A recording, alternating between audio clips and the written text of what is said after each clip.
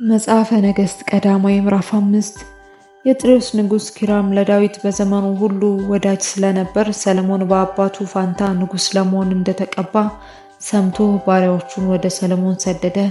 ሰለሞንም ወደ ኪራም እንዲህ ብሎ ላከ።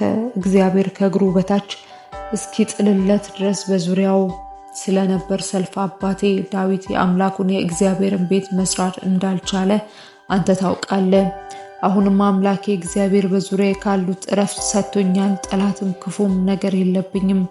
እነሆም እግዚአብሔር ለአባቴ ለዳዊት በአንተ ፋንታ በዙፋን ላይ የማስቀምጠው ልጅ እርሱ ለስሜ ቤት ይሰራል ብሎ እንደነገረው ለአምላኬ ለእግዚአብሔር ስም ቤት ሰራ ዘንድ አስባለሁ።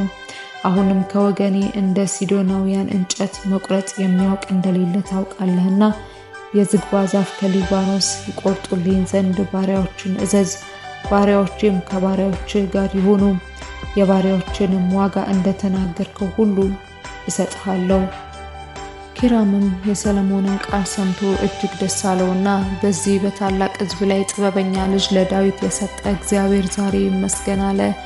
ኪራምም የላክብኝን ሁሉ ሰማው። ስለ ዝግባውና ስለ ጥዱ እንጨት ፈቃድን ሁሉ አደርጋለሁ። ባሪያዎቼ ከሊባኖስ ባህር ይጎትቱታል፣ እኔም በታንኳ አድርጌ በባህር ላይ እያንሳፈፍኩ አንተ እስከ ወሰንከው ስፍራ ድረስ አደርስልሃለሁ፣ በዚያም እፈተዋለሁ። አንተም ከዚያ ታስወርደዋለህ፣ አንተም ፈቃዴን ታደርጋለህ፣ ለቤቴም ቀለብ የሚሆነውን ትሰጠኛለህ ብሎ ወደ ሰለሞን ላከ። እንዲሁም ኪራም የዝግባውንና የጥዱን እንጨት እንደሚሻው ያህል ሁሉ ለሰለሞን ይሰጠው ነበር። ሰለሞንም ለኪራም ስለ ቤቱ ቀለብ 20,000 የቂሮስ መስፈሪያ ስንዴ፣ 20 ኮርም ጥሩ ዘይት ይሰጠው ነበር። ሰለሞንም ለኪራም በየዓመቱ ይሰጥ ነበር። እግዚአብሔርም እንደነገረው ለሰለሞን ጥበብን ሰጠው። በኪራምና በሰለሞንም መካከል ሰላም ነበር፣ ሁለቱም ቃል ኪዳን ተጋቡ። ሰለሞንም ከእስራኤል ሁሉ ገባሮቹን መርጦ አወጣ። የገባሮቹም ቁጥር 30,000 ሰዎች ነበር።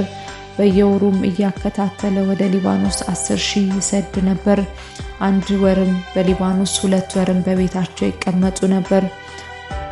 አዶኒራምም አስገባሪ ነበር። ሰለሞንም 70,000 ተሸካሚዎች፣ 80,000 በተራራው ላይ የሚጠርቡ ጠራቢዎች ነበሩት። ይኸውም በሰራተኛው ሕዝብ ላይ ከተሾሙት ከ3,600 ሰዎች ሌላ ነው። ንጉሡም ታላላቅ ምርጥ ድንጋዮችን ይቆፍሩና ይጠርቡ ዘንድ ለቤቱም መሰረት ይረበርቡ ዘንድ አዘዘ።